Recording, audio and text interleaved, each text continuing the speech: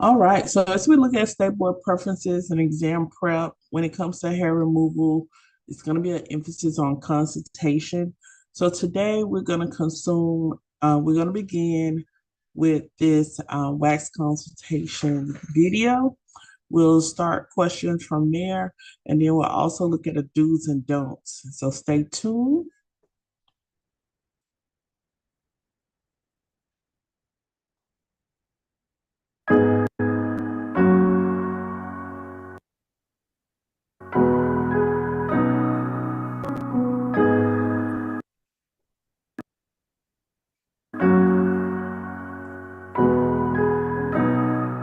The client consultation is a vital part of every service.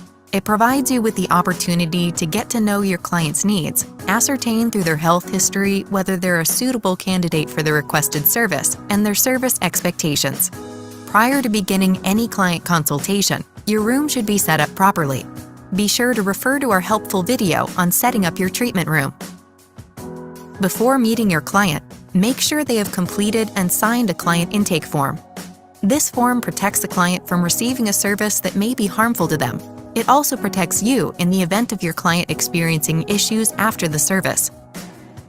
If your client is under 18 years of age, a parent or guardian must give consent and also sign the intake form.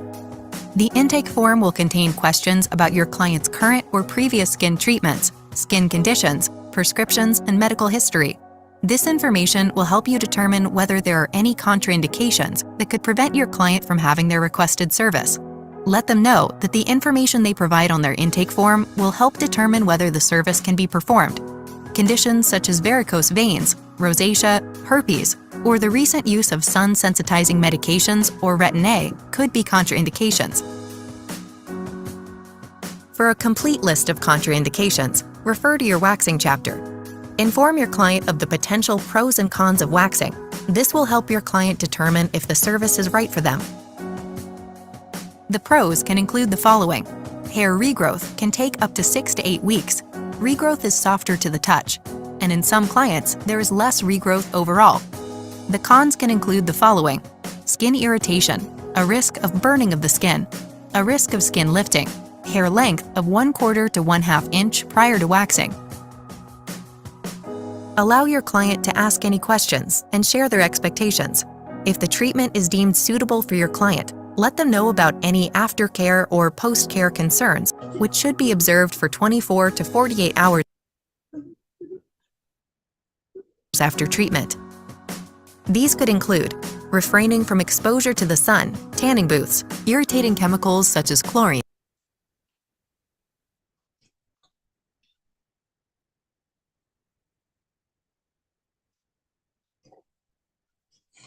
Looks like we have a freeze. Let's go back a little bit. Here we go.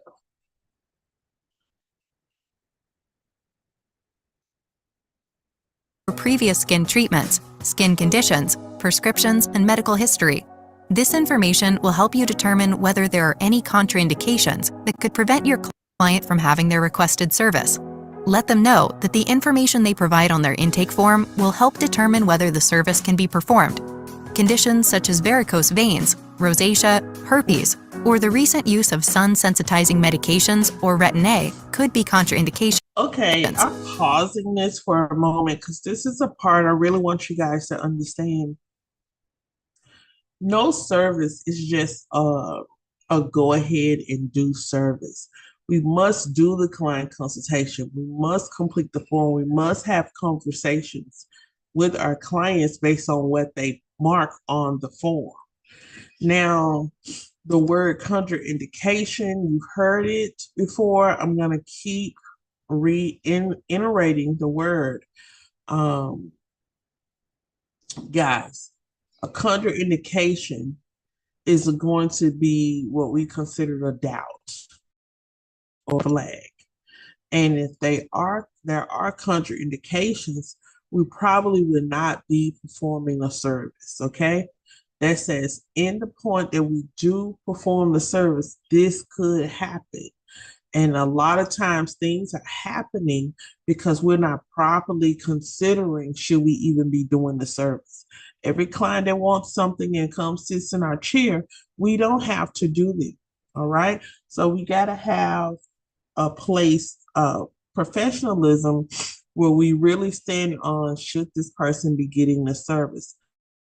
They had a few things. I'm just going to go back for us to consider, especially if they are marking that they have used vitamin A, retinol, or they have something like Accutane, something that they have a prescription from a dermatologist, maybe already, treating some acne with the skin. That is a contraindication because those products weaken the barrier of the skin. So they're still is treating the skin, but the barrier of the skin is not as strong, which means if we don't allow that time to go by and we choose to wax the client and they also have this product or cream that they're using that the skin is receiving, we cause that skin to come up. Okay, so we can literally pull the skin off. And so let's go back to maybe this factor right at a minute and let's listen closely to what they were saying about contraindications.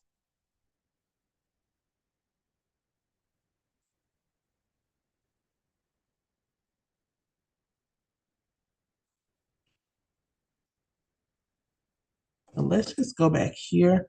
If the client is not 18 also, you will need to have a guardian.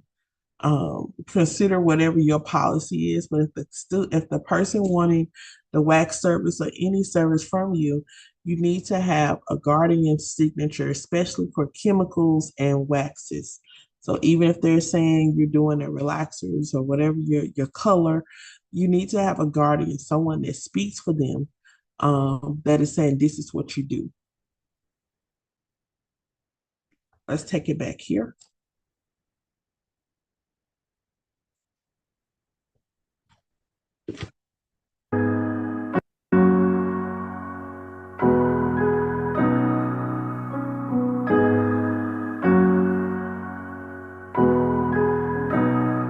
The client consultation is a vital part of every service. It provides you with the opportunity to get to know your client's needs, ascertain through their health history whether they're a suitable candidate for the requested service, and their service expectations. Prior to beginning any client consultation, your room should be set up properly. Be sure to refer to our helpful video on setting up your treatment room. Before meeting your client, make sure they have completed and signed a client intake form. This form protects the client from receiving a service that may be harmful to them. It also protects you in the event of your client experiencing issues after the service. If your client is under 18 years of age, a parent or guardian must give consent and also sign the intake form. The intake form will contain questions about your client's current or previous skin treatments, skin conditions, prescriptions, and medical history. This information will help you determine whether there are any contraindications that could prevent your client from having their requested service. Let them know that the information they provide on their intake form will help determine whether the service can be performed. Conditions such as varicose veins, rosacea, herpes, or the recent use of sun-sensitizing medications or Retin-A could be contraindications. For a complete list of contraindications, refer to your waxing chapter. Inform your client of the potential pros and cons of waxing. This will help your client determine if the service is right for them. The pros can include the following. Hair regrowth can take up to 6 to 8 weeks. Regrowth is softer to the touch, and in some clients, there is less regrowth overall. The cons can include the following. Skin irritation, a risk of burning of the skin, a risk of skin lifting, hair length of 1/4 to 1/2 inch prior to waxing. Allow your client to ask any questions and share their expectations. If the treatment is deemed suitable for your client, let them know about any aftercare or post-care concerns, which should be observed for 24 to 48 hours after treatment. These could include refraining from exposure to the sun, tanning booths, irritating chemicals such as chlorine, excessive heat such as saunas or hot tubs, or lotion. When it says refrain from these for 24 to 48 hours, part of your training, your education that you give your client on home maintenance after the wax service includes sun exposure. When we talk about sun exposure and then they're going on vacations, you want them to stay away from direct sunlight. Um, Tanning, and if they're going to do sunbathing, you would advise that they go in within the hours that the sun is not at its hottest peaks. Also encouraging sunscreen or even selling sunscreen for them to take with them. The tanning booths, um, the tanning booths aren't as popular as the spray tanning is today, but even with the tanning booths, it literally, you're under an LED light, it literally can burn your skin. Irritating chemicals. So it even goes down to deodorants, goes down to soaps, um, excessive heat, and also irritating when you're going to be doing Brazilian waxing. There's a whole sidebar conversation you need to have with your clients as opposed to sweating, washing, bathing, and also intercourse. And so some things you want them to restrain from for at least 24 to 48 hours. So always, if anyone's inquiring about Brazilian waxing or intimate waxing in certain areas, there needs to be some education on certain things that they should refrain from within 24 to 48 hours. And a lot of times you get individuals that may come back to you within 24 to 48 hours and tell you this is happening, A, B, C, or D. And 9 times out of 10 is because they did something that they were not supposed to do within the time frame because of open pores, things of that nature. But a whole leaflet, if you feel better, print it out, it's handed in their hands, but you have to have that conversation. That contain fragrance. Depending on the location of the treatment, tight-fitting clothing may also be discouraged. Remember, this conversation is important for every service, so have your client sign a release prior to every service. After your consultation, be sure to store all client information, including their client intake form, in a secure, clean, and organized location. For future services, your client may sign a short form release instead of the client intake form. If the service will require the removal of clothing, instruct your client to undress and drape themselves in private, and always knock before re-entering. At the end of the treatment, make sure your client is comfortable as there may be skin irritation, and be sure to revisit the aftercare instructions and review them carefully together. Invite your client to book their next appointment. Always remember that a happy client is a repeat client, and that your client consultation is the key to client satisfaction. All right, so here we stated about the importance of the client consultation. And Monday night, we did reiterate that as well. Monday night's video is up on YouTube, where we did have to do some rescheduling, but that video is up on YouTube where we did a summary and talked about the consultation as well. Let's look at some do's and don'ts of hair removal. And if you guys have any questions, go ahead and go to the chat at this time.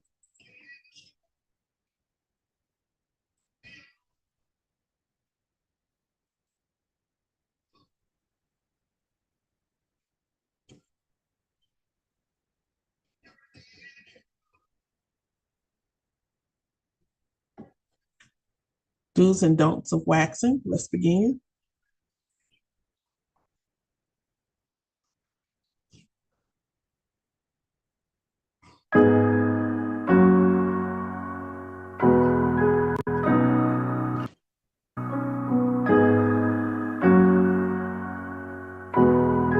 Waxing is an effective method of hair removal, but let's face it, it can be a little tricky to master. It's also a service that can cause some discomfort to some clients. We've compiled a list of waxing do's and don'ts to help you become a waxing whiz. Let's start with some waxing do's. Do make sure the hair is between 1/4 and 1/2 inch in length prior to waxing, and trim hair if it is longer than 3/4 of an inch. Do select the best choice of wax for the type of service. Remember, Hard wax is used for small or sensitive areas, such as eyebrows, axilla, lip, or bikini area. Soft wax is used for large areas, such as legs and back. Do cleanse the area to be waxed using witch hazel or other manufacturer-recommended product. Do have the client close their eyes for face waxing. Do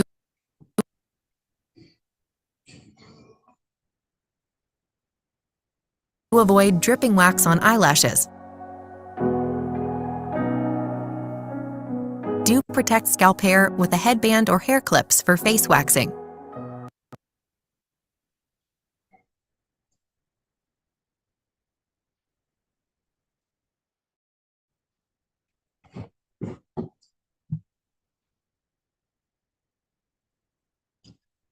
Look at the internet. It's going slow.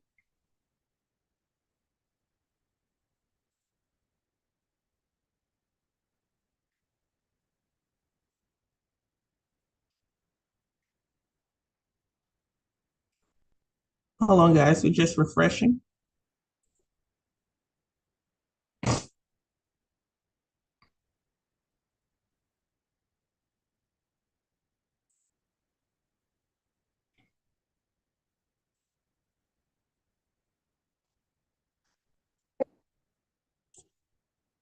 Hair clips for face waxing.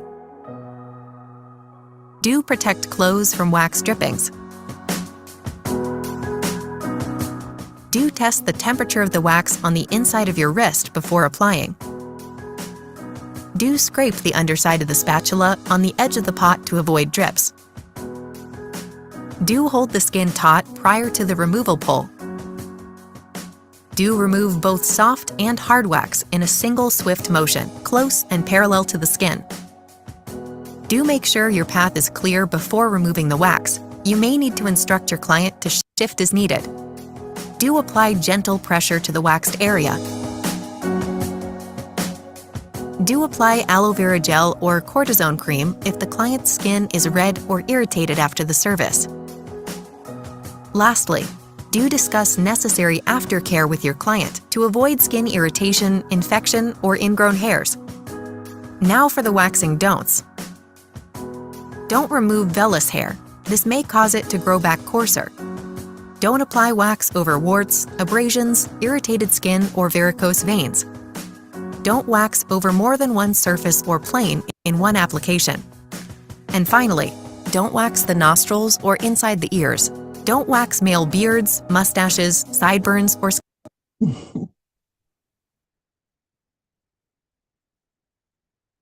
I'm not pausing the video, but it's funny how these areas they're telling you not to wax, but they are some of the most popular areas to wax. So just curious of why they're telling you not to wax.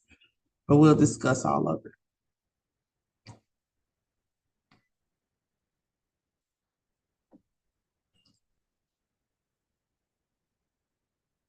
don't wax male beards, mustaches, sideburns, or scalp hair.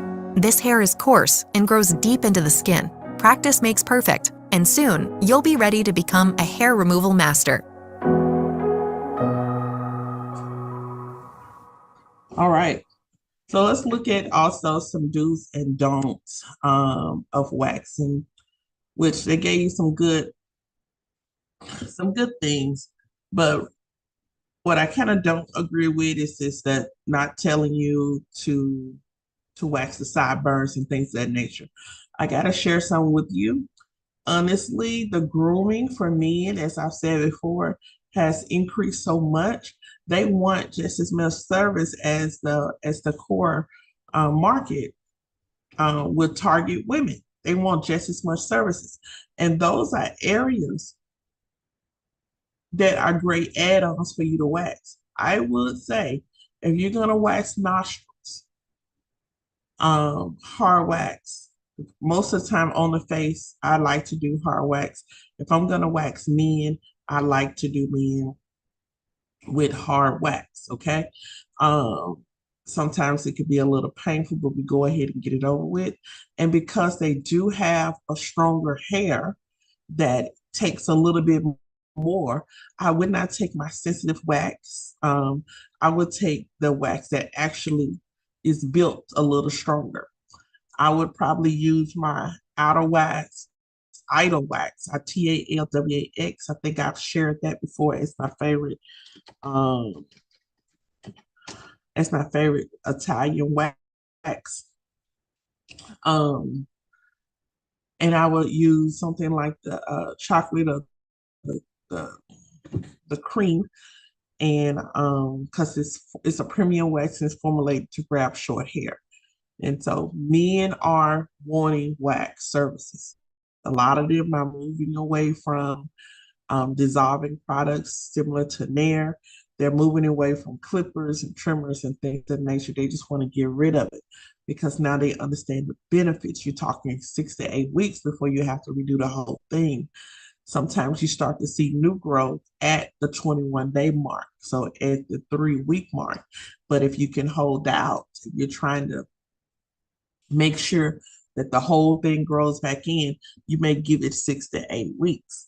And so that'll be way more than enough hair to get removed in any particular area. Because we learned on Monday, although hair grows on average like a half inch, it is it's deeming you to wait until the hair is about 1/4 inch to even consider to be removed.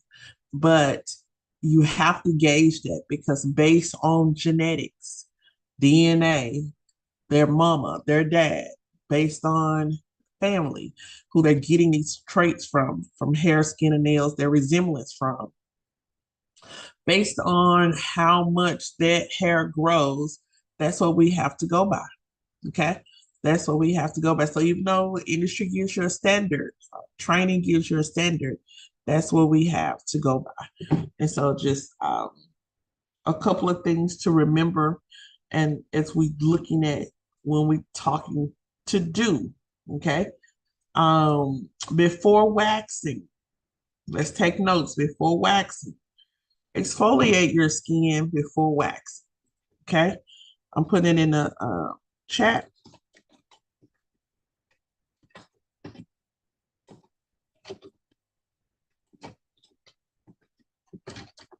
You want to exfoliate your skin 24 to 48 hours. Okay.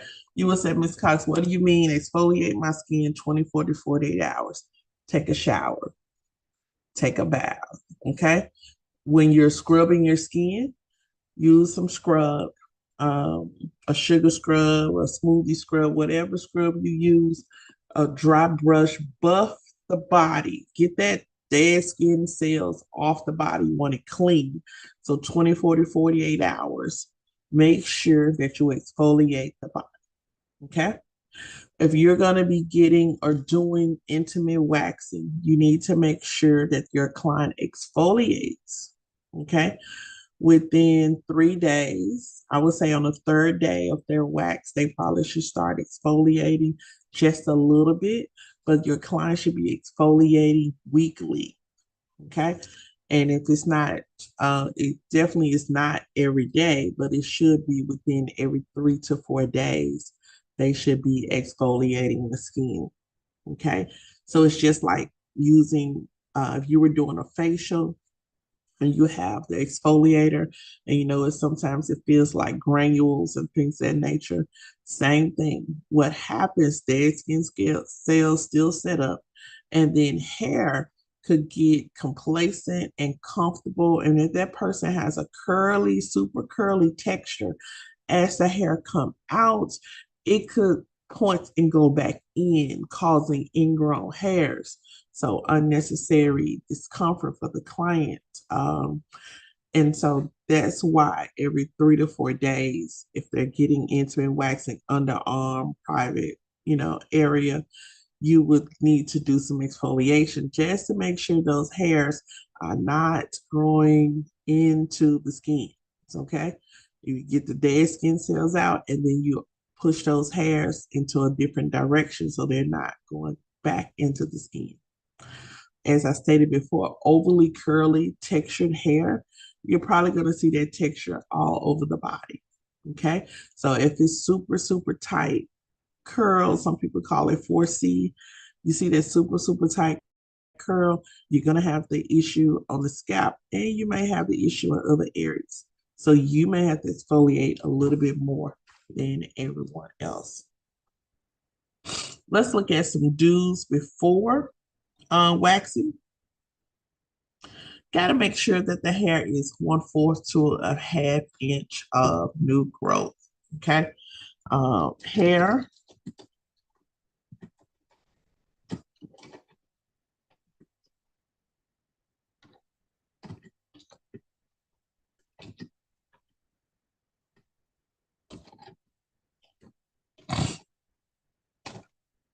All right. Hair on average grows about a half inch a month. Okay. Um, with hair growing about a half inch a month, it should be right at 3 or 4 months, 3 or 4 weeks that you're looking at. Oh, okay, I think I need to grow this hair. I think I need to wax this hair. All right. And so that's just on average for everybody. But as I said, if you have a client that's super hairy, their growth pattern may be you may need to wax every 2 weeks instead of waiting, on down the line. It just says that simply their hair grows back faster. If you have a younger clientele, please listen to me. If your clientele is in their teens, 20s, even their 30s, their hair is going to grow back faster. All right. Once they move into 40s, 50s, 60s, so on and so on, every 10 years, it's like it's like photo aging. Every 10 years, it takes longer for the skin to repair itself. So this is where individuals want cell renewal products, rejuvenation. When you see those words, anti-aging, okay, so individuals using those product types of products, the hair probably also is going to grow back slower. So it's just like your body's on the timer. All right. So as a person ages, the skin slowly repairs itself. When you were younger, it was instantly, it'll repair itself just like that. It'll start the repairing. You'll see a scab in no time. Okay. But that's just like life and body cycles. So as they get older, you will not see that skin repair so much faster. This is why everybody needs a facial. And if you're 30 and up, you need to put it in the routine of getting a facial once a month. And you'll definitely be, as someone moves into their 40s, their 50s, their 60s, so on and so on, you want to keep that facial schedule up. And there's other things that you will need to target as well. So you'll be customizing those facials. So along with the skin not repairing itself, also you have the skin, the hair growth slow down. Okay. So as they get older, they may not have to wait um, that little amount of time. They probably can wait longer. They probably can go 6 to 8 weeks before wax because their hair is not growing back in as fast as it was before. So you may find that your clientele of older age, waxing or hair removal may not be something that they get all the time. Okay. So of course, facial waxing, mustache area, sideburns, things like that. But as far as intimate waxing, as a person ages, the hair growth may not grow back as rapid as it did when I was younger. So when you talk about maybe you want to specialize in intimate waxing, such as I want to specialize in Brazilians, you need to know from younger to middle age, that's going to be a very popular clientele.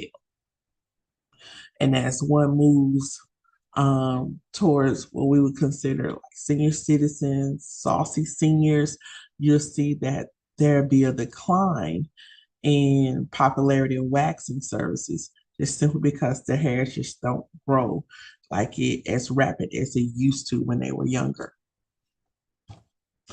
You will also see this in seasons of the year.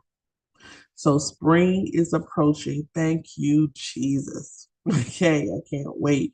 Spring and summer is approaching, and hair grows its fastest, y'all, in the summer. hair grows the slowest in the winter. Okay. So you guys may say, I have the same Miss Mary. She comes in, or Tamika, she comes in, Tamika's 25. Okay. And you'll say, well, Tamika always has to wax. I can look for her every 21 days. And it's going to be, her hair is going to be off the chain. It has to come off every 3 weeks. Yes, that's fine.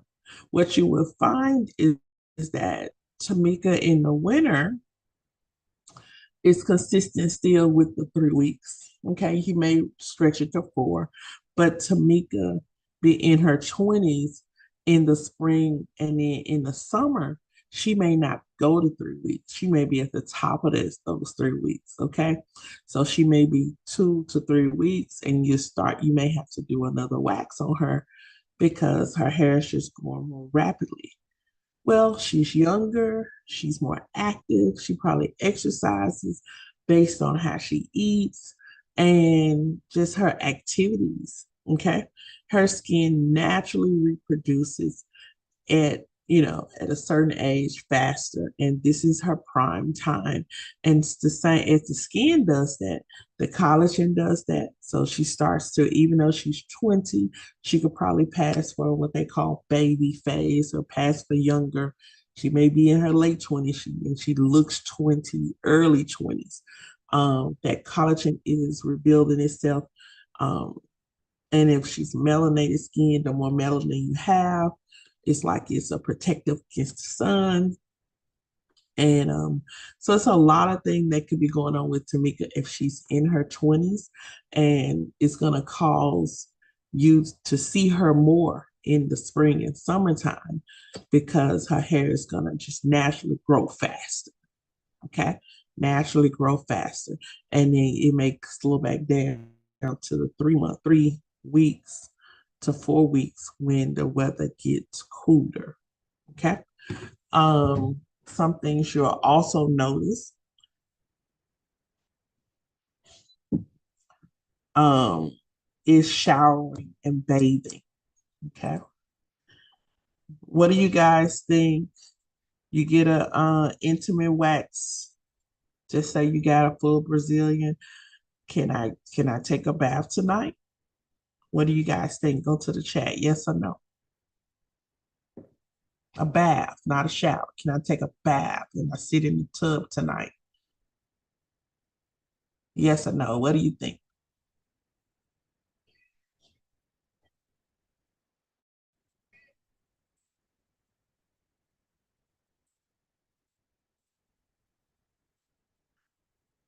No. Okay. That's going to be a no. You're not going to be able to sit in the tub of water. Whirlpool. No. Okay. You can shower. Um, this day for the next 24 to 48 hours, you should be very careful about the cleansing products you're using in those intimate areas that you did have hair removal. So no, you would not be bathing. All right. What happens? The pores are open. Okay. And they gradually on their own are going to start to close up. All right. With those pores are open, water could absorb. It could, and you have dirt as well. So that all could be absorbed back into the skin. All right. It could cause irritation, all those good things. You will not be doing any vigorous movement because it could begin to irritate the skin, cause irritation. Those soaps are made to strip and pull off. And so you just did the waxing, which also removed the top layer of the skin, particles of the top layer of the skin. And it's like you gave the skin an exfoliation. Then you come back behind with more soap and just say it has a high alkaline. That is even, it's not a foliation, it is now stripping at this point. And so you remove the dead skin cells. You need some days for the skin cells to grow back. All right. And then when I say strip, remove all moisture content, whatever was in the follicle or sitting on top of the skin to help moisturize the skin, has now been stripped or removed. And how does the client perceive this? dry, itchy, or irritation in those areas. Okay. So, no, we are not going to be bathing for 24 to 48 hours. You are not going to apply creams, oils, or lotions. Okay. No creams, oils, or lotions. What I would normally do is an infused oil, and I'm going to tell you how to make it.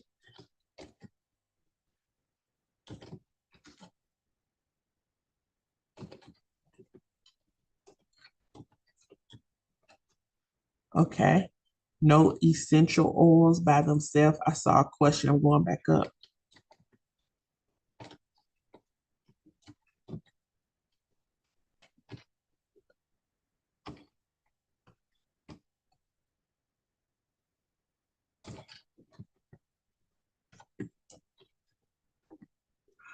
All right, going back up. What is a good exfoliant to use? What the client uses the same exfoliant on the face, body, and intimate areas. Okay, a good exfoliant to use is a sponge or a glove with no product. The sponge and the glove were already the glove, especially the glove, that's what a lot of people are familiar with. It already has like a little irritation. And so you don't really have to use whatever they use for wash. You will put it in the sponge and use it in those areas. The sponge or the glove is just used in those two areas, not anything on the face. When you are using like a scrub, the scrub needs to you need to touch it in your hands. It needs to be as gentle and dissolving as possible. And so that's why sugar is used, but you may use a refined sugar because sugar can have a harsh scrub, granular scrub also. Um, Oatmeal is too strong to be used by itself. So if the soap had oatmeal in it and it was softened, yes. For me, I like to tell my clients to put their bar soap in a little net, it's like a little wash sock. And then they would use it on their body from there. The little net has a little, gives the friction, removes the dead skin cells off, but it's softer material instead of the harder material net. Um, and then product references, you want to make sure it's soft. It's not, when you rub it against your hands, it's just real micro. When you rub with the granular scrub, oatmeal, things of that nature, a lot of times it could be too rough, okay? And that could cause the skin to be cut. So please notice if your clients are, I would say if they are sensitive skin, we can't use those granules.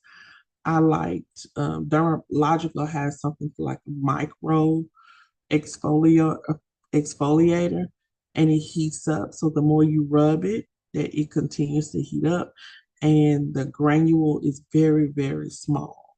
Murad has a very, very small granule for their cleansing exfoliator. And so really it's like a test. You just have to see some things that you use in your face. Yes, you can use in those intimate areas. But here's the thing. You need to know the pH. The intimate area should not take anything stronger than, honestly, baby shampoo. Okay? Baby shampoo is acid balance. And I want y'all conversation. Listen to what I'm saying. Baby shampoo is acid balance. Okay, it cleanses, but full-grown adults, you may have to use something that has a little bit more alkaline in it sometimes, especially if the client is sexually active,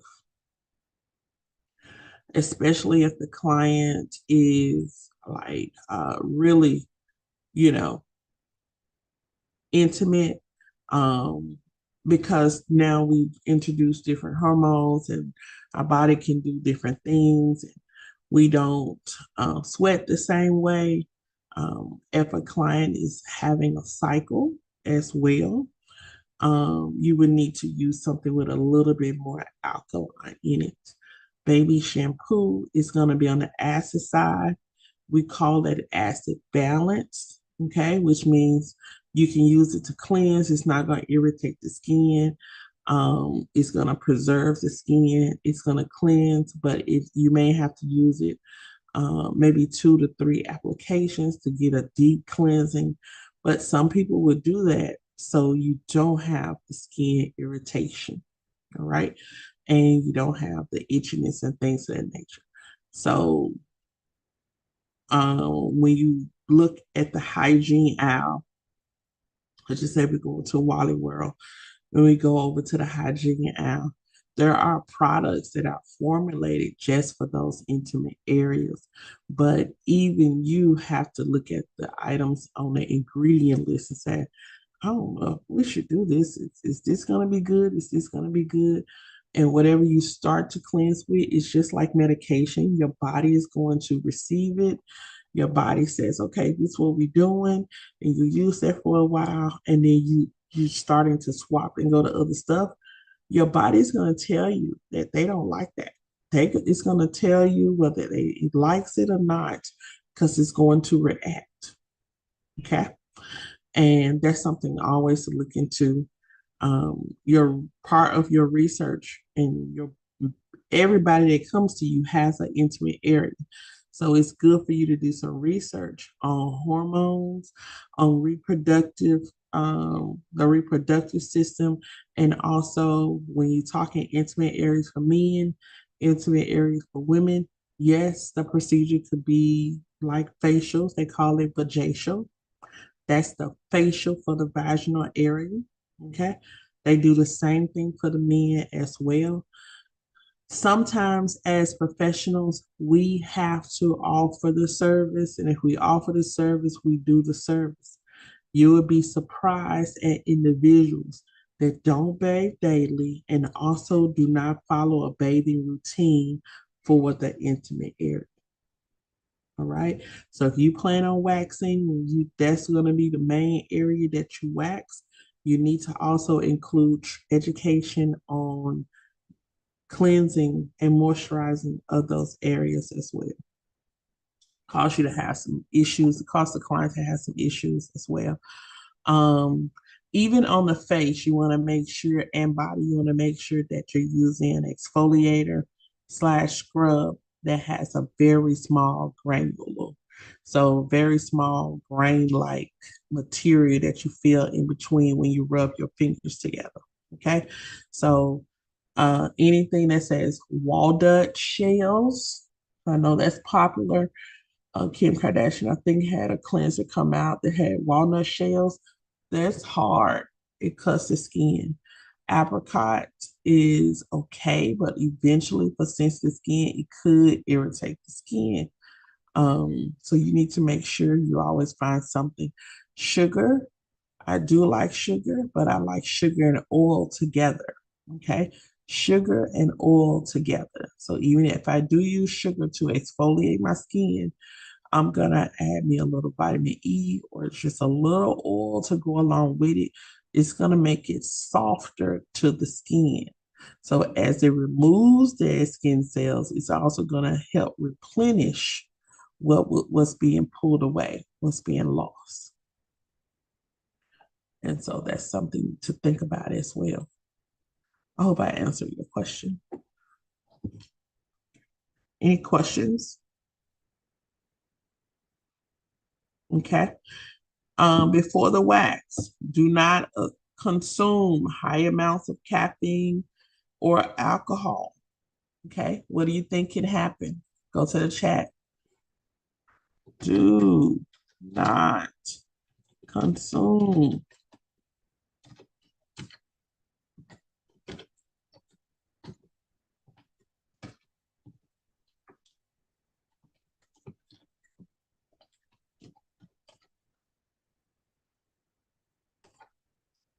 You can unmute or you can go to the chat. Let's get some interaction. Thank you, Paquito. from Perquetta for being active in the chat. Let's hear from someone else. Do not consume high amounts of caffeine or alcohol before wax. Can y'all tell me why? What's your opinion? What do you think? If this is a warning of do's and don'ts, and I'm telling you, don't do this before waxing, what do you think?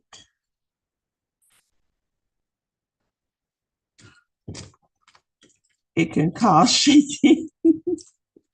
Is the shaking coming from too much caffeine? Um, what do you mean shaking? The body shaking?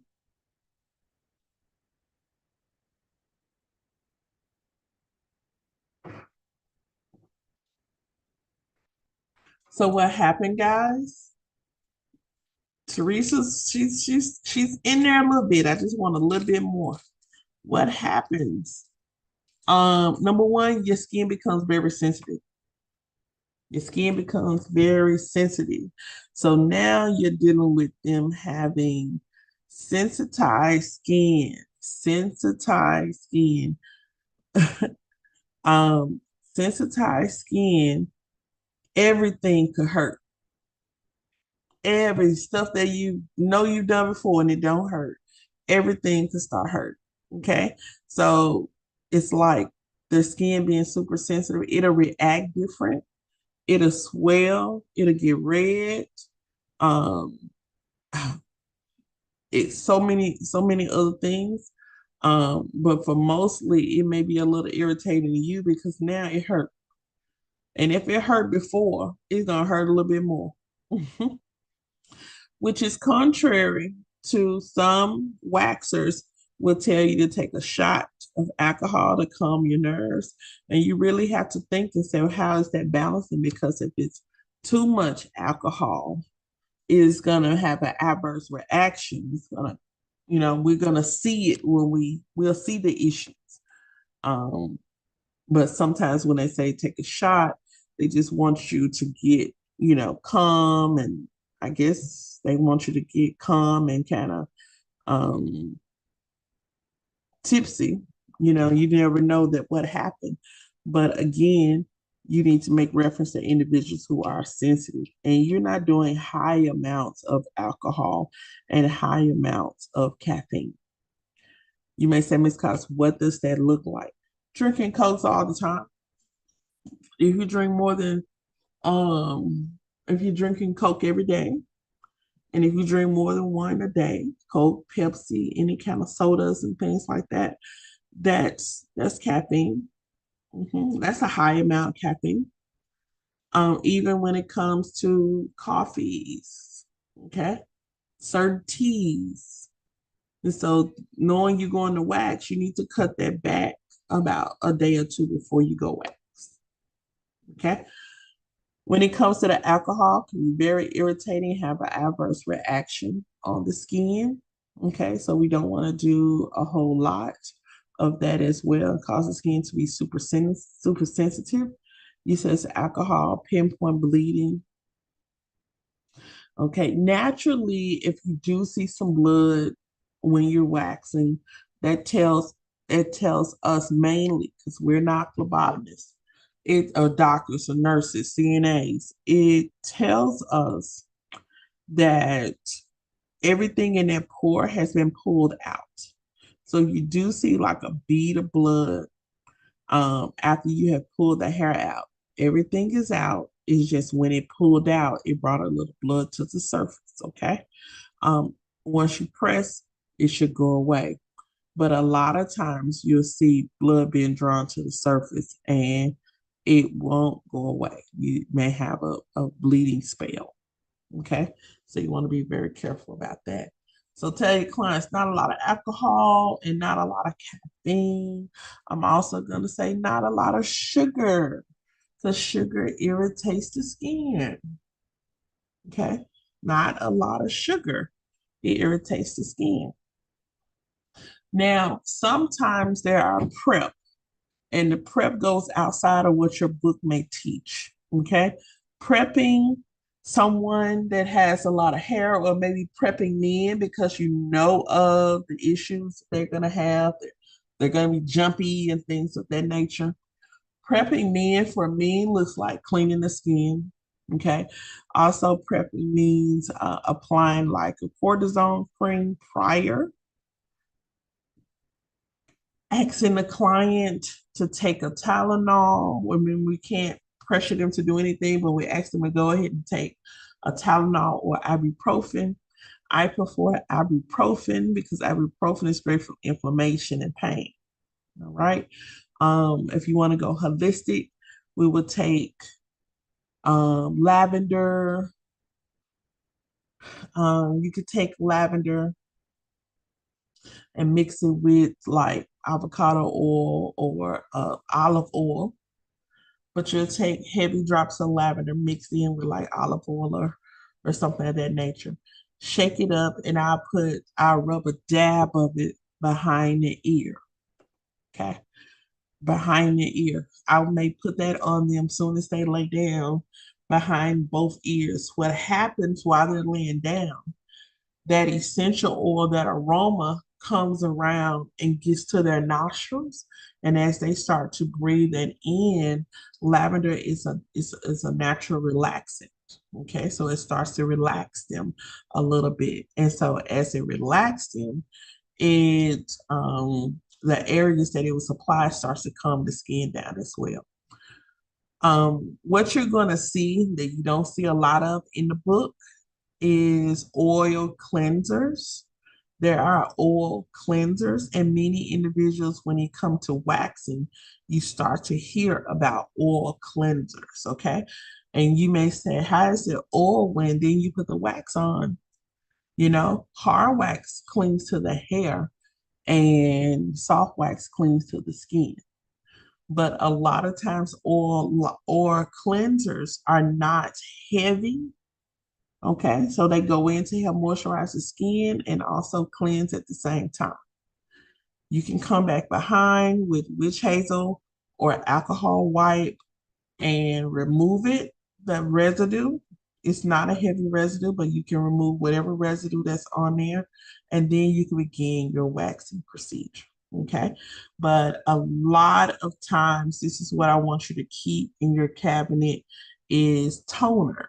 So the next chapter we'll talk about facials, but you're gonna keep toner, make your own toner, take your roses, boil them up, make your own rose water, um, chamomile, take the oil, add the chamomile, and it will start to infuse the oil. So the properties of the chamomile will go into the oil.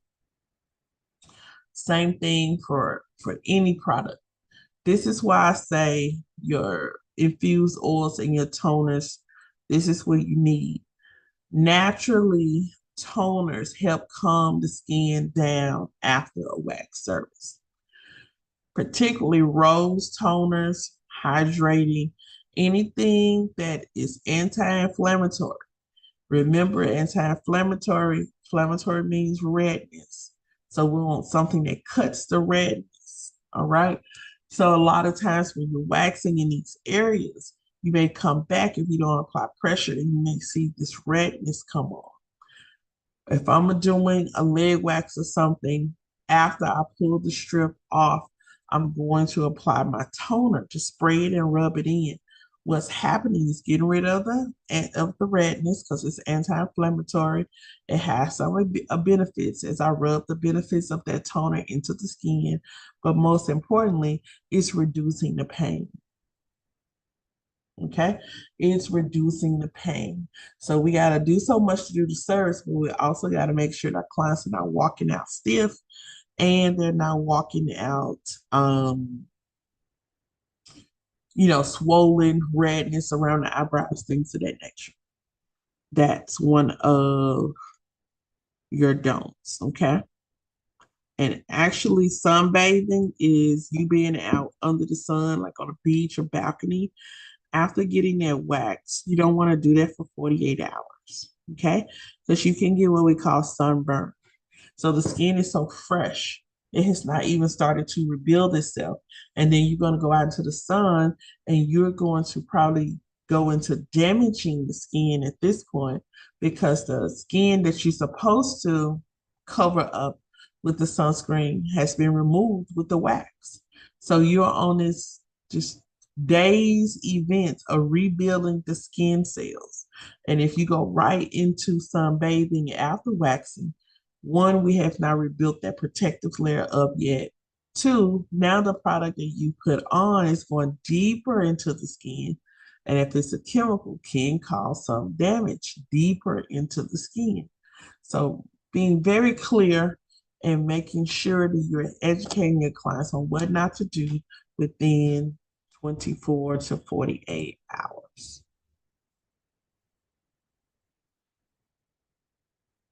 Any questions?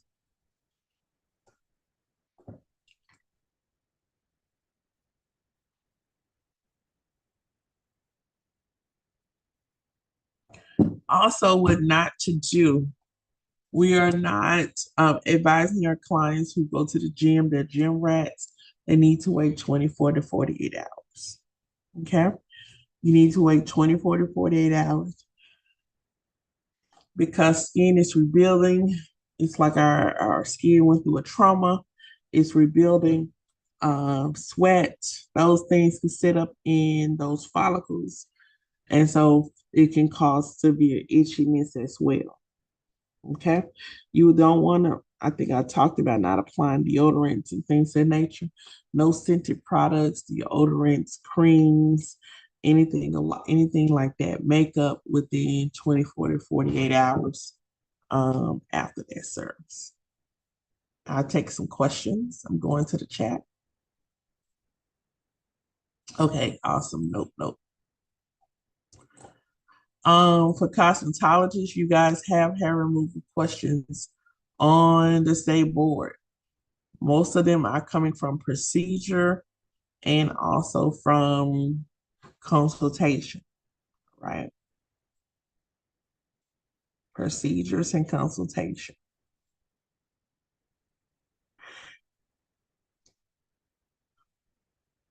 The hair removal service that you're going to do for state board is going to include a mock wax. Okay. The mock wax is you're not using the real product. Okay. The mock wax is you not using the real product.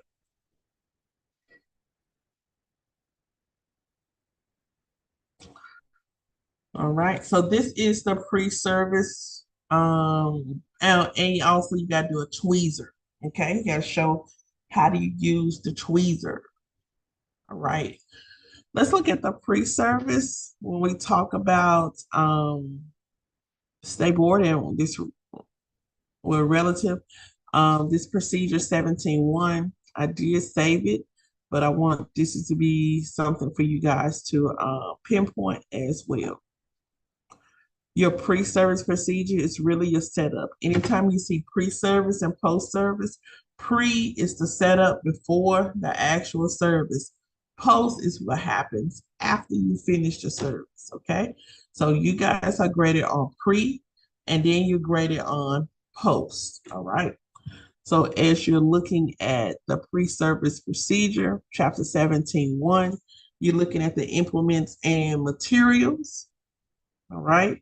Also, equipment, supplies, single-use items, products.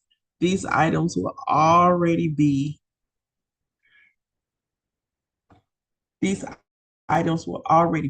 in your treatment room. They're the same items as a facial. Preparing a treatment room, okay, reviewing your schedule. You want to do that frequently too. Review your schedule, know how much time it takes your client to get ready. Also, you control the speed of this here appointment. All right. You don't put it in the hands of your clients. You control it. So you know how long it takes you to do the services. When the clients show up, you need to execute. You need to make sure they know that you did not come to play. So however long you schedule, make sure you have the client in and out. All right. So we're reviewing the consultation as well. Then we're checking our supplies. So we're making sure we're fully stocked on everything. What you don't want to do is have to get up from your client facial service. You're in the mood, they're in the mood. It's just a vibe of going all around. Everybody's ready to go. And then you realize you don't got anything. You don't have everything. Okay. And so you need to make sure that's our job that that room is fully stocked before you take a client. Okay. Throw away disposables used during the previous process. So what they're looking for again is, do you know the difference between multi-service items and single serve items, single items? All right. So that is something continuously they look at and integrate it when it comes to practical. You look at hair removal, some things that you use all the time is going to be the tweezers. Okay.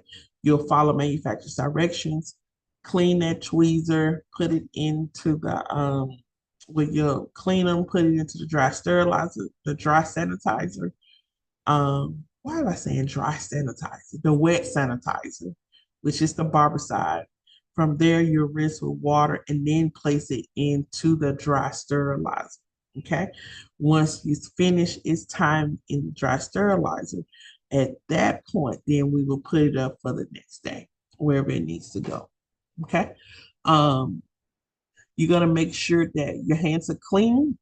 Tennessee state law says before you service anyone, you got to make sure your hands are clean. And then clean and disinfect your machines.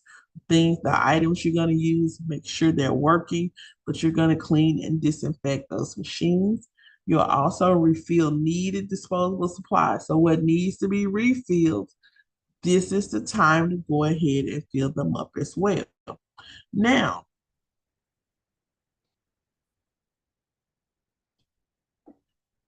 when it comes to the wax heater, okay, if you have a premium wax heater, you don't have to have it on a long period of time at a high. Okay. Um, the heater also should not be on overnight. Can cause electrical issues. And remember, they don't make buildings and the bones of the buildings like they used to back in the day. Also, the engineering for any of our items that have you have to use electricity, such as the wax pot, and may have manufactured in one country and then that contract ended. They had to manufacture in another country. The difference, these countries or manufacturing companies do not share technology, they do not share information. So this is what happened. If you're familiar with cheap flat irons, this is what happened there as well. You had great quality, amazing, switched over, and not so much quality. Okay.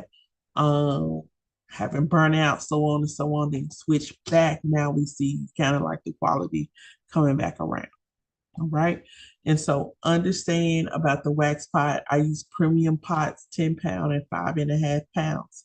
When I cut the wax pot on, I'm cutting it all the way over to quickly break down. Remember, 10 pounds, 5.5 pound wax pots. Within a minute, no, within 2 minutes, that wax is enough to break down where I can start pulling the wax from the side because the heater is broken down. The temperature is really hot. Okay. And so this is why sometimes wax pots are so expensive because of the heating elements inside the wax pots that make it do what it do. Those elements are expensive. So you have some wax pots that are very cheap, and the ones that usually are very inexpensive, they also have like a cheaper inner workings as well, so it won't last as long. Okay, or you drop it one time, the whole thing is broken. All right. So just being very, very careful about that. So your wax, give yourself at least 15 minutes to get your wax area good to go. If you are there set up 15 to 30 minutes before the client, you should be good. You should be restocked. You should be refilled. Okay. And I don't want you guys to get used to working with someone that helps you put your bed up, helps you set your products up. That's fine. But that someone is not going to be in the salon with you. And if they do come to the salon, you ain't going to want to share your waxing, your hair removal money with everybody.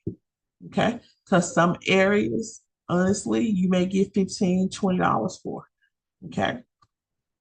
That's a good price for a mustache area, or even 25. That's a good price. Remember, people purchase experiences and they honor the relationship that you build with them.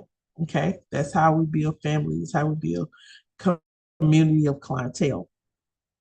But when you have a premium wax and also a premium pot, it does not take long to heat up.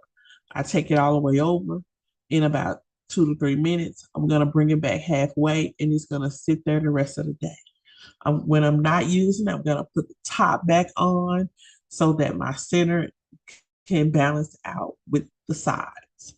If not, it'll just start working from the sides to the center, and you will see even that late night, that center is still not broken down. You leave the top off the wax, the oxygen comes down and changes the temperature of the wax. So the wax is one temperature on the sides, and then in the middle, it could be stone cold. Okay. So you want to make sure you're not doing the wax service under a fan, under air conditioner heater, and you're keeping that top on until all of that wax is broken down. And you never want to remove the top unless you are working. Okay. Actually preparing for the client, retrieving and reviewing the client's intake form again. Okay, taking care of the client's personal needs. Do they need to go to the restroom? They need to drink water. They need to do a final call before it's time to put up everything. Also, when you're greeting the clients come into the treatment room, already have their robe or whatever they're gonna do, or whatever, however you want them to undress, have that there. If it's the disposable panties or disposable bra that you need them to put on, they need to put that on. Um, Also, when it comes to restroom breaks, if you need them to go to the restroom and if you're doing intimate area, I'm always going to include a wipe, and I'm going to put the wipe in their hands and tell them if they don't mind as you go to the restroom, could you wipe up, clean up? You can take the wipe in the roll, whatever they need. But that's just me making sure I'm working with something clean um, at the end of the day. All right. Because people could come straight in from work, so on and so on. Okay. Silence your cell phone so it's not an issue. You want to eliminate any noise. If you like bracelets and things, trinkets and things like that, I would take those bracelets off or not wear them to work that day. Bracelets, rings, whatever that make noise because it's going to distract the clients. Okay. Of course, number 11 says takes a few deep breaths, stretch, get yourself together because you will have to sit. Some people are saying stand, but you do not want um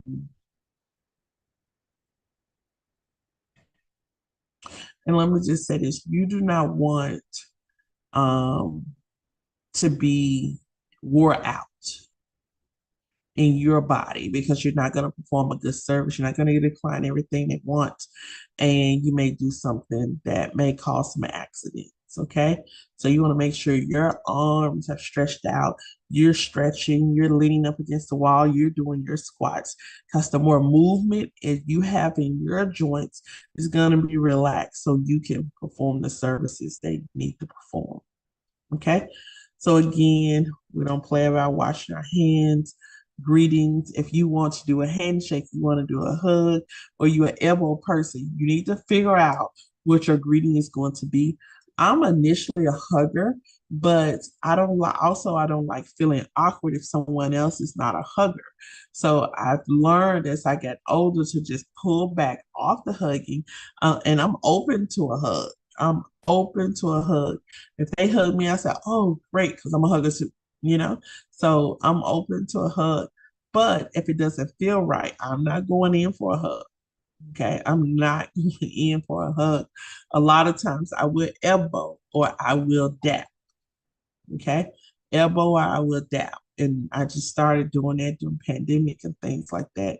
And my knee still elbows. Okay, so we'll just elbow or we'll dap it up. And just a light touch. And I reach my elbow out there, reach their elbow out. And that's the greeting usually, if you do don't want to shake hands. And of course, the eyes tell it as well. Okay. Of course, if the client is new, you're gonna have them apply, fill out all the information, and you can send that to them in links prior to them arriving. That way, you conserve your 15 minutes. You're just going over some of the things that you saw, or you're just confirming some things and going to get clarity before you actually take them to the treatment room and do the service. Here's one thing I tell my estheticians as well. When the client comes in, we never go straight to where the service is going to be. It should be a stop pause point at the front desk or an area in the corner of your suite where you have a conversation about what's going to get done, how much it's going to be. This is what I'm going to do. This is what I'm not going to do. That conversation should be that way before they get into any chair and get their hair done, before they even lay down on the bed and get a wax service. That conversation needs to be had, because if not, we're gonna have so many run-ins of she didn't do this right. There was a form of miscommunication. I want my money. Well, I don't even have the money. Okay. And who wrote the policy? Let me just ask you this. Who wrote the policy that you have to do people hair first, or to give them their service first before they pay you? Who wrote that policy? Exactly. Your business practices are your business practices. I would encourage everybody to go commission and train to be a junior stylist for a year. Although you have your license, train to be a junior stylist for a year, because what you're doing, you're just collecting data till it's time for you to pop out. You're teaching yourself the business right in house. Once you get it, you can say, okay, I put in my 6 months, I put in my year. It's time for me to pop out. Okay. And that's what that happens all the time.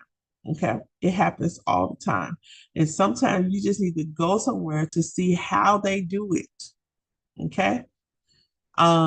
You want to escort your client from that area of discussion over to the treatment room on the bed. If so, you help them on the bed, so on and so on. You have to give the client direction. So from the time that they book to the time that they get in, you are that person that gives them the information. Okay. I don't want you to say, you should read a little bit more. They not reading. Yeah, they may not want to read. You may have a whole lot of stuff that you don't even understand. You may have ChatGPT your whole policy. You don't even understand.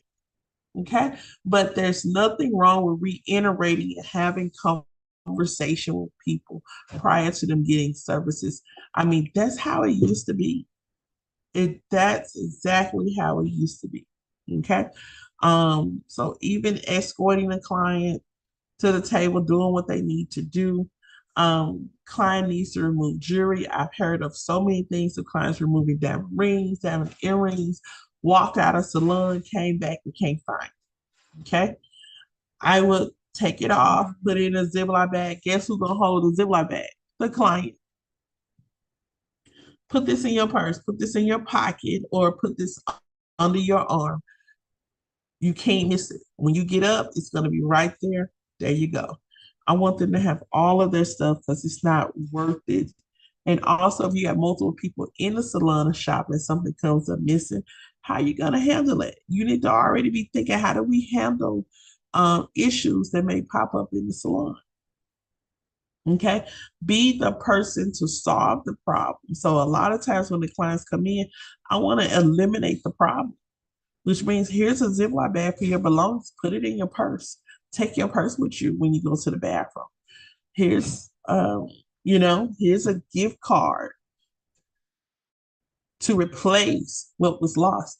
And here's the thing, you end up giving out more than what you made. Okay. When it comes to clothing, if it's damaged, you do need to replace it. That's just on an average rule. You need to replace it.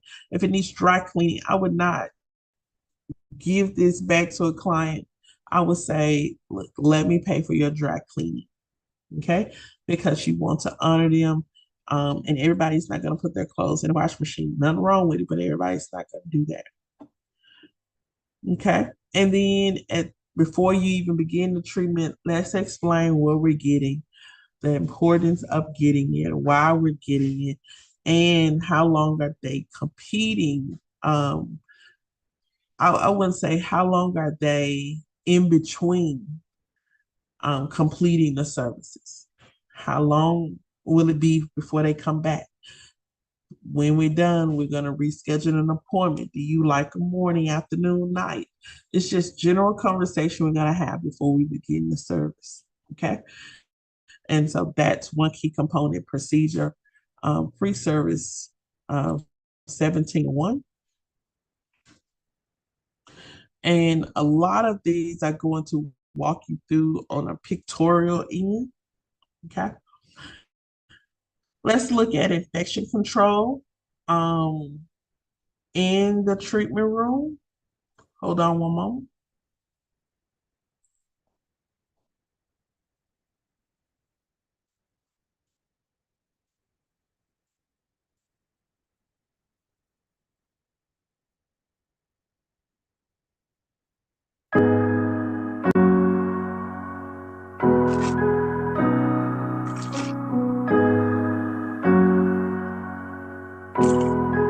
Infection control is a vital part of every service.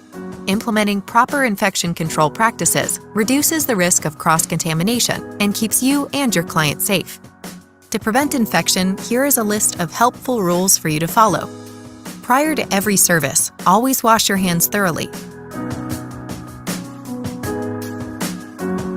Wearing protective gloves must be done prior to contact with your client's skin. Avoid latex gloves, as they can break down and develop holes, as well as cause allergic reactions in certain clients. Keep applicators, strips, aesthetic wipes, and cotton supplies in covered containers when not in use. If you need more supplies after your service has already begun, you must put on a clean set of gloves or use disinfected tongs to open and reach into a drawer for more supplies. Tweezers and other multi-use items should be thoroughly cleansed, dried, and placed into an EPA-registered disinfectant solution following the manufacturer's instructions. Stainless steel instruments can also be processed and sterilized in an autoclave. Never double-dip spatulas or applicators into the wax. Use a new spatula for each dip into the pot of wax. Cover the treatment table with paper or a linen sheet to avoid contact with your client's skin or scalp. Remove the paper and linen after each client and replace it. Use disposable headbands or hair clips for facial services, and either offer them to the client at the end or dispose of them. Offer disposable bikini bottoms to your client when providing bikini waxing services. Some waxing services can cause minor blood spots to occur. If bleeding is present, apply a clean cotton ball or piece of gauze to the affected area. All blood-stained and body fluid-contaminated material must be placed into a trash bag and then disposed in a covered waste container. This is also known as double bagging. Always remember to dispose of all used items in their proper containers at the end of each service. For example, linens in a closed laundry bin. By following these simple steps, you are preventing the spread of infection and keeping you and your client safe.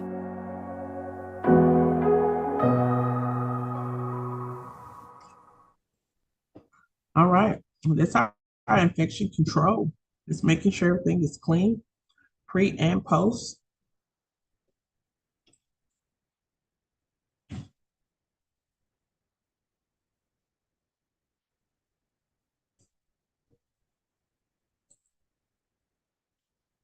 All right. Any questions? You guys just go into the chat. Any questions?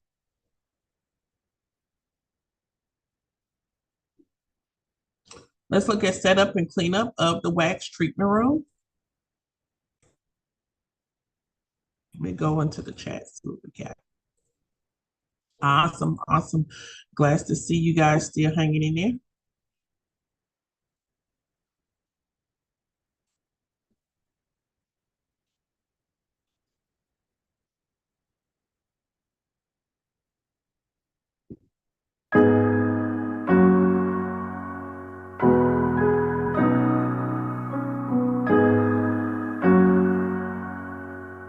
Preparing your wax treatment room should occur prior to every service. Let's take a look at the necessary steps to make your treatment room clean, orderly, and efficient. First, let's review the equipment you will need. A covered container should be used for processed items like scissors and tweezers. You can also put these items in a closed drawer. An assortment of covered containers should be included for applicators, cotton muslin strips, and cotton pads or gauze wipes. Fresh, clean towels and linens should be made available in a closed cabinet. A rolling cart for supplies will allow you to move your equipment and supplies closer to you during the service. An adjustable table and stool is preferable to maintain adequate posture for your waxing and help the client on and off the table. And one covered waste container or pedal trash can is needed for disposal of all used supplies. Now let's look at the other equipment you will need in your treatment room. For waxing, you will need at least 2 wax heaters. Always have one for hard wax and one for soft wax ready to go. Remember, preheating can take approximately 15 minutes, so be sure to turn on the heater in advance of your waxing appointments. For tweezing, it's a good idea to have tweezers both slanted and pointed, made of surgical steel to withstand disinfection. You should have 2 sets of scissors on hand, one for trimming eyebrows that can be disinfected, and another pair of sharp scissors for cutting your wax strips. Electric hair trimmers with multiple safety heads may be used to trim down long body hair before waxing.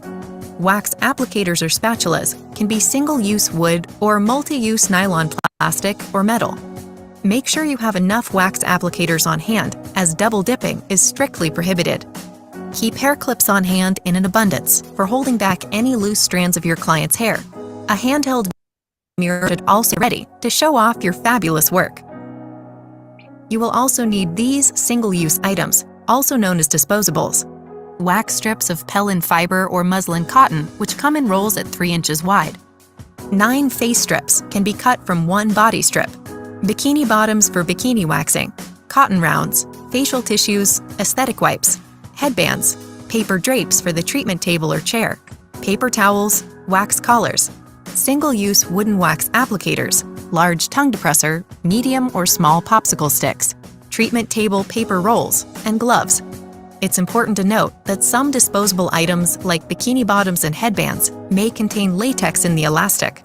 Make sure your client does not have a latex allergy before using them. Consumable items are items that get used up quickly. Your pre-care consumables include hand soap and bottles of hand sanitizer. Any wax manufacturer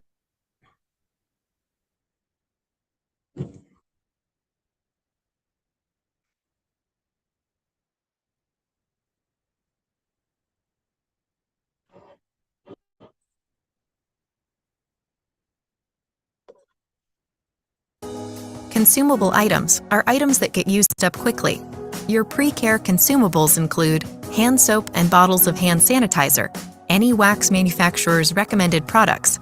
These may include cleansers, makeup remover, antiseptic lotions like witch hazel, tea tree oil, baby powder, and numbing topical anesthetic products.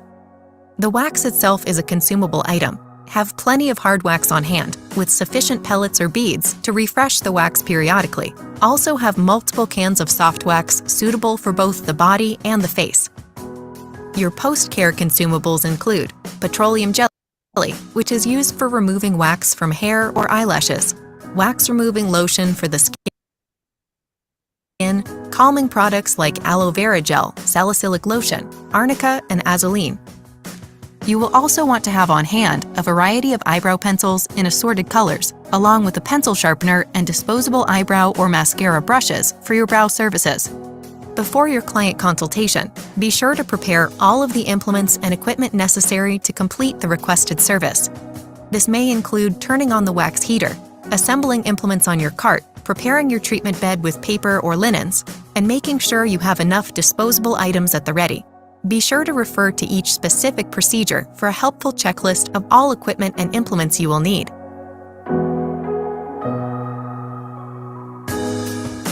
Be sure to leave enough time between appointments to turn the room over. This is the time needed to perform a thorough cleanup of the room, including the discarding of all disposable items, the changing of table linens, and the cleaning and disinfecting of tools and implements. A clean room is an efficient room, so be sure to keep your treatment room well stocked and ready to service your next client. All right, that's an example of our procedure 17.1. A great example of that, making sure everything is stocked and ready to go.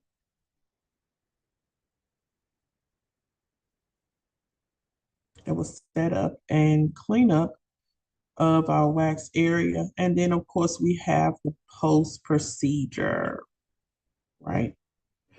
And we're going to begin to close after review of the post procedure. Close for today. Remember, this is recorded on our live stream. You can go back and reference it. You look at our post procedure. Now it's time to have conversations with the client.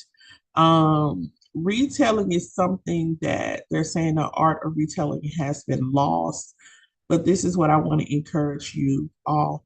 Retailing is making sure that your client goes home with what they need, okay? Not professional, the key things that you would have. You can't sell your wax. I would not sell my wax to my client because why would they want me to, why would they come back here if they have my wax? But there are other items I could sell to my client. What items, if my client is coming for a body wax, what items could I sell my client, even if there's a face wax, a lid wax? I'm not selling my wax to them, but what items could I sell them to send home for home care? What items could those be? Go to the chat for me. What items could I retail? And that's simply just sell my client.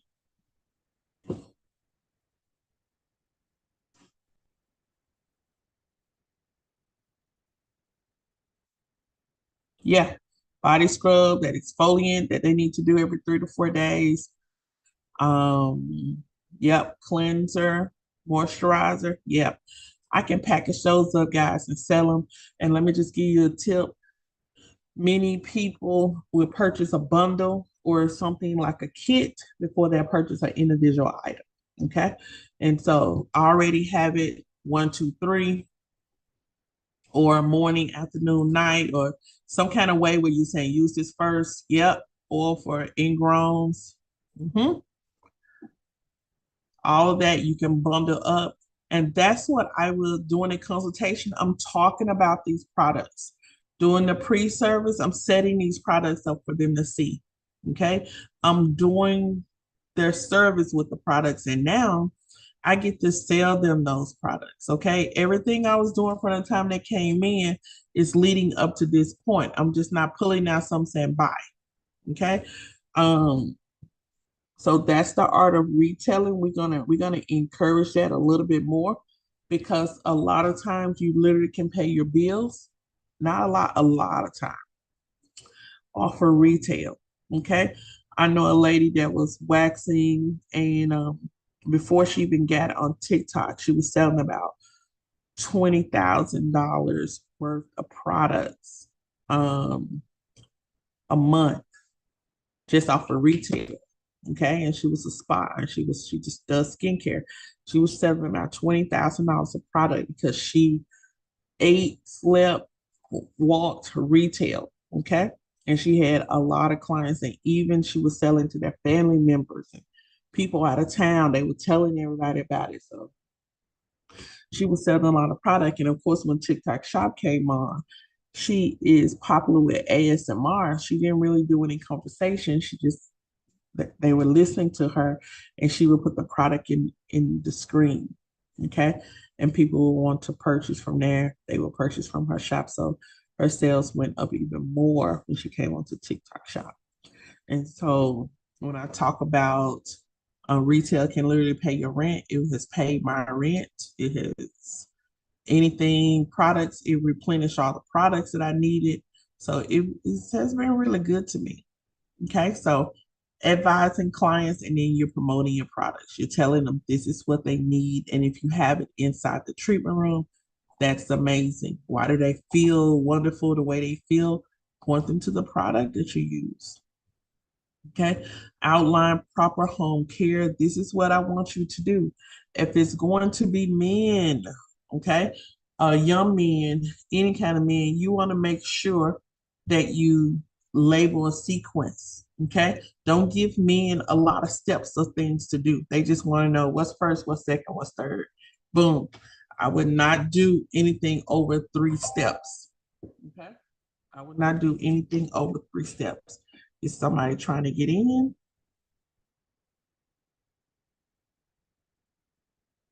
Okay. All right.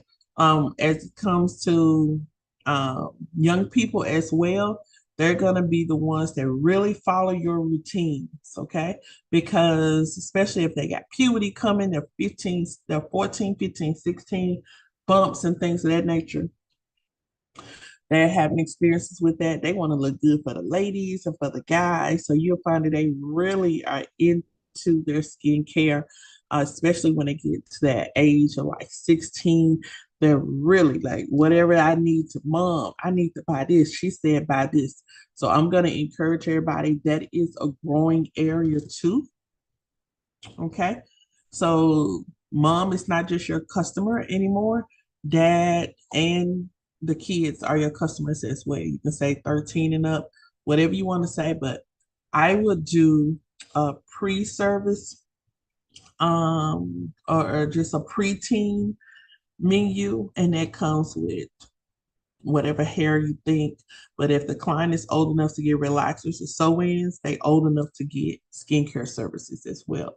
Okay. If they can take care of their hair, they can take care of their skin. That has always been my notion. Okay. So teen facials, teen wax treatments, um, teen style treatments, whatever you want to do. But if I was you, I would create that. That's another stream of income to you just servicing one type of people. And if you would you're already doing the teen hair, okay? You might as well make some extra money because you're noticing what's going on with their skin. You're noticing what's going on with their hair. And a lot of times hair, skin, and nails on the same cycle. Okay. So you want to make sure all of that flows together. Men, women, are going to follow their routine. But retail, whoever don't come in, they'll probably take the product and take it back home. Okay. And so big box stores, the statistics says that clients leave the salons and go to the big box stores to get their retail products. Big box stores are Walmart, Target, TJ Maxx, big box stores. Okay. And so my thing is, if they're going there to get their products, if the stylist had it and they're already in the salon, could they purchase them from the stylist? Okay. But the stylist got to have it. If you're sending them to these stores, they're going to end up spending more. And anytime someone uses a card, they spend more than what they came in there for. So they're going to end up spending more, and you don't know what they're going to get. All right. So at least if I had the product, you know what you're getting, you know what you're spending, and I can check on you and make sure you're good. A lot of times, stylists, beauty professionals, you want to use what you have in the salon. You want to retail what you have to the client. And even if the client is not coming in, they're still using your products. All right. So when they do come in, their skin, their hair is not too much off track. Just need a little maintenance, but it maybe end trims or whatever, but it's not off track because you're still consistent with the same products that they were using in the salon. So that's something to look at as well. We look at rescheduling. Okay. So even afterwards, some people don't open the books up for a certain amount of time. But if someone comes like a standing appointment, you can RSVP, VIP those appointments. I don't know if it'll cost more, you choose, but you want to book the appointment before they leave. Remember, as a beauty professional, this is what we do. We pay our bills off of this, okay? And so they can book the appointment and go ahead and take a deposit for the next appointment. All right? Go ahead and do that. Make it easy for them to pay as well. The biggest thing is struggling to pay. Someone is not going to want to pay if you don't have things in place to take their money. So if you are a mobile stylist and you're going around, one part of a mobile stylist, and Teresa, I got to get you back to take care of your clients. But one part of the mobile stylist is making sure you have a way for people to pay you. So it's not about you doing the service. Oh, I got a suite, I'm doing this. That is absolutely amazing. But what about the behind the scenes things? What platform are you using? What software are you using to take money, trade money, put it in the bank? And you don't want anybody to leave because they're not coming back majority of the time. Okay. And you don't want to leave it in how they send you your money. You want your money right then, right there. So you gotta find or start looking at different softwares to receive money. And a lot of you guys may use Zelle, Cash App. I'm gonna tell you now, for me, I am getting rid of Cash App in a little bit, but I don't do a lot of money on Cash App. Okay, after $600, there's a tax, and so no, we not $600 could go so fast. No, we're not doing that. Okay, and so if you're using Square or Stripe, okay, yeah, that's a software. Figure it out. Zelle is always amazing. Okay. Zelle, Vimo is amazing as well. So explore some of these other options as to how to receive payment. Okay. And we're going to make sure that payment goes in and doesn't come back out. All right. After the client has paid for their services and taken home care products, ask if you can schedule the appointment. Let's go ahead and get it done. I will do a follow up with my client within 24 to 48 hours, whether they choose to make the appointment or not. I'm going to check in with that client within 2 days to see how their skin is going and all of that good jazz. And I'm going to ask them again, you want to go ahead and confirm your appointment for such and such time. Would you like the same day, same time? Does that work for you? All of that I am doing. And I want you to remember the footwork that goes into it because all because you have a site and a logo and you have all these words on the site when it comes to policy, you that does not replace rapport, reputation. You flesh to flesh, talking to the client, answering any questions. That does not, okay, change anything. All right. I want you guys to be professional, but I want you also to make sure you're taking care of business. So you may be amazing. This is something for you to work on if you are going into um, a salon and you have to work somewhere, work for somebody else for a minute, but you should already be setting these things in place. Okay. And of course, we said thank you. We in and conclude the service. The thank you and concluding the service after booking or after payment, after any kind of purchasing is going to be me walking the client to the front door. When they get to the front door and they get it out the door, the client service is closed. A lot of times we have people just hanging out after they get their hair done, they get their skin done, they're just hanging out. And it's only your fault because you did not close that service out. And it was my fault. I had a client friend that did not want to leave, would hang out with me every Friday at the salon. after she got her hair done, she was just there. I don't know if I enjoyed her company or we were just talking so much, but it was very unprofessional of me. And clients, they book because they want, you never know what's going on, but they do want that private, that personal attention. So what you'll have to do is escort your people, close them out, and come back and service your client. And remember, anybody interrupting you guys, hovering over you or your client may feel some kind of way because they booked that time with you. Okay. I've also had clients that try to demand time and demand no conversation with anybody else. Of course, on the other hand, that don't work. That ain't gonna work.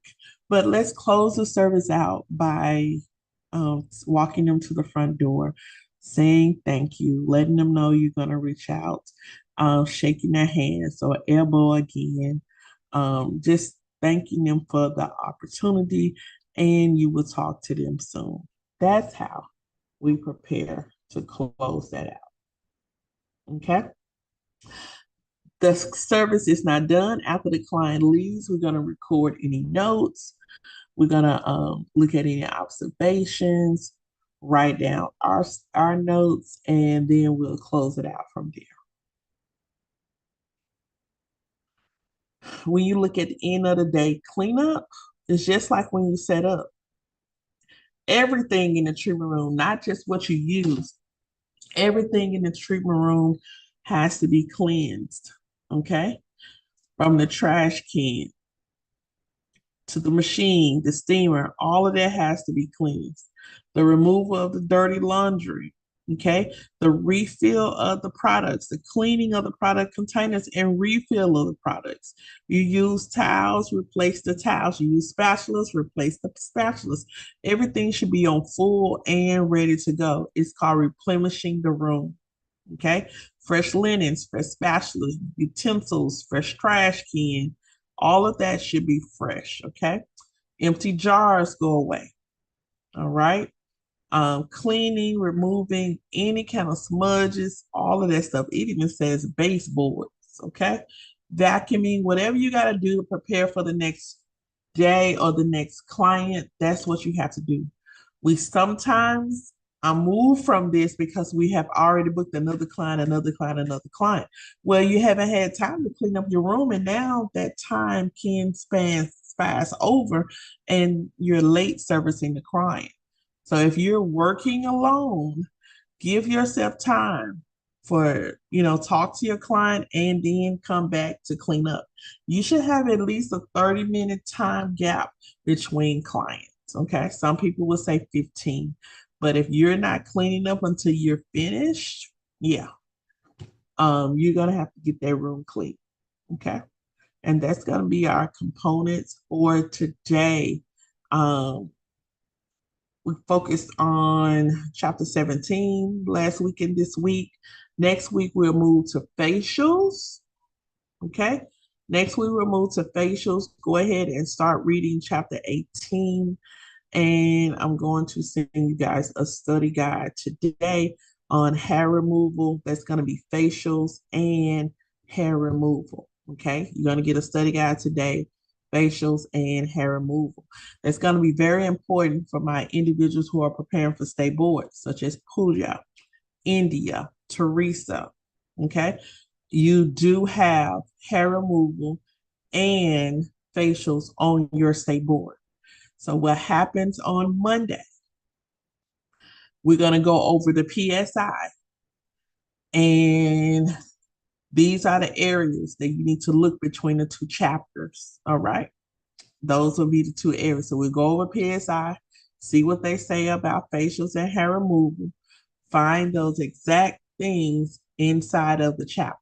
Okay. We'll highlight them, and those will be your study references for the state board, especially for those 3 students. Okay. This also has been recorded if you guys need to come back and listen to it. I want to say y'all have a great and amazing weekend.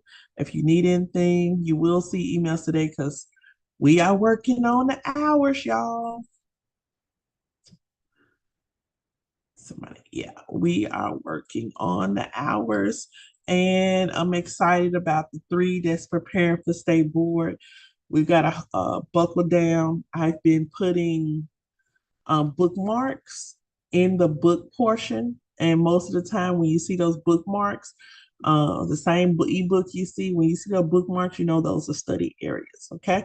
So, hair removal and facial treatments are on the exam. Facial treatments will be the first time we all go through it. Some people had facials in the building, but facial treatments next week. I want everybody on. All right. So we're going to have a study guide today, and we're going to jump in on facial treatments on Monday. You want to get a head start. Everybody else, Tara and Paquetta, go ahead and start reading chapter 18. Y'all have a blessed and amazing day. You know where I'm at, doing reports all day. I'll be 4 o'clock for aesthetics. 4 o'clock. So if you need me, just jump back on at 4. If you can't, contact me. If you, actually, I'm on facials.